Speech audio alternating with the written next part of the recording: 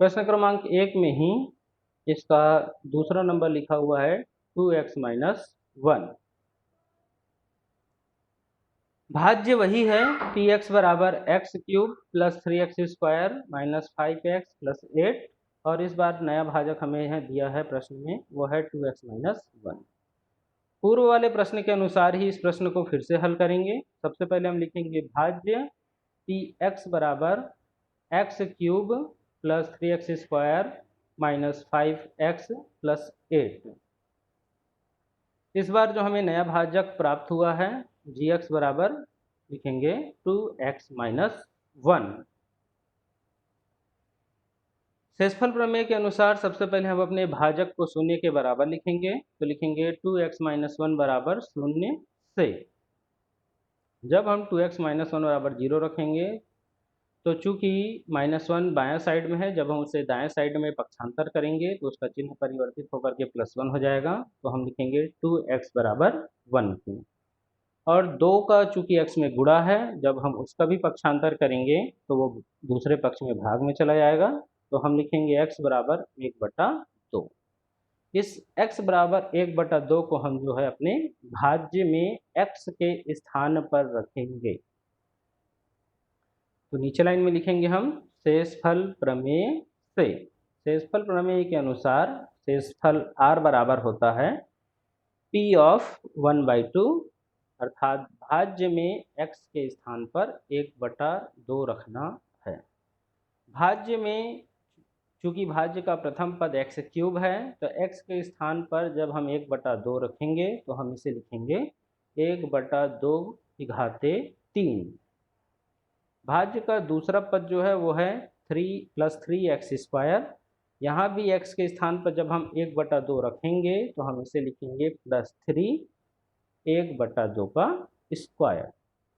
अगला पद है हमारे पास -5x, तो -5 और x के स्थान पर हम वैसे ही लिख देंगे 1/2, और अंतिम पद है चर पद +8, क्योंकि इसमें x नहीं है, इस कारण उसे वैसे ही लिख देंगे हम +8 के बराबर। अगली लाइन में हम इसे हल करेंगे।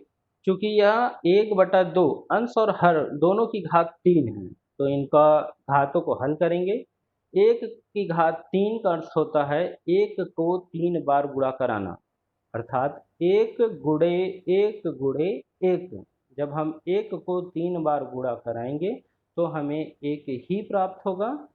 लेकिन जो हर है हमारा 2, 2 को जब 3 बार गुणा कराएंगे, 2 गुणे 2 गुणे 2, तो पहला वाला 2 गुणे 2 बराबर होगा 4, और 4 गुणे 2 करेंगे तो हमें प्राप्त होगा 8 की, इसीलिए हर में हमारे पास प्राप्त होगा 8 की।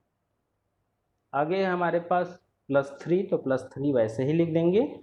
1/2 का वर्ग कराएंगे, 1 को 2 बार गुणा कराएंगे तो 1 ही प्राप्त होगा, और 2 का 2 बार गुणा कराएंगे अर्थात 2 गुणे 2 कराएंगे तो हमें 4 प्राप्त होगा।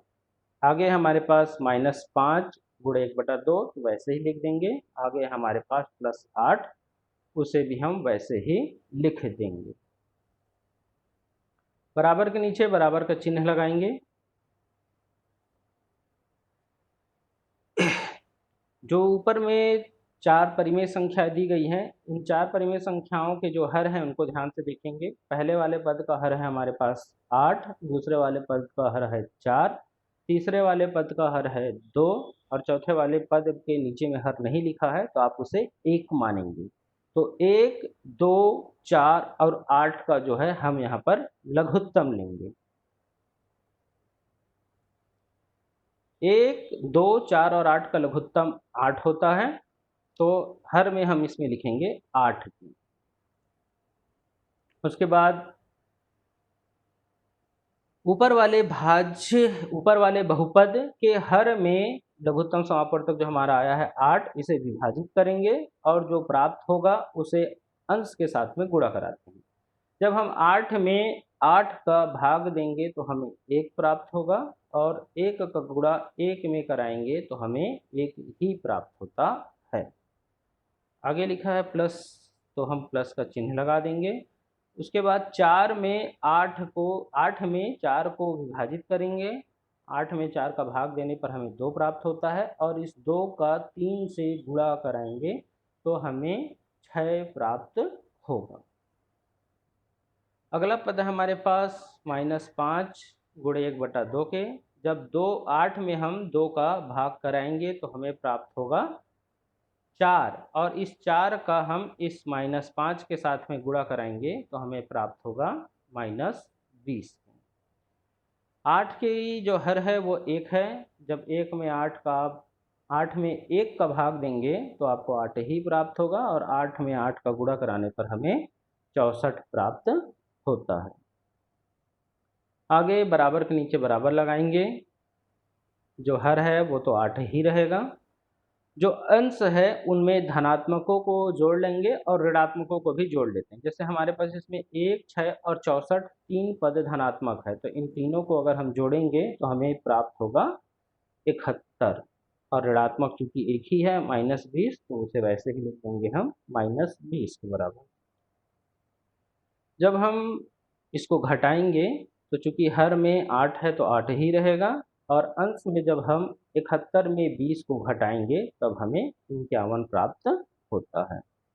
यही 51/8 जो है ये हमारे दिए गए प्रश्न का शेषफल कहलाता है।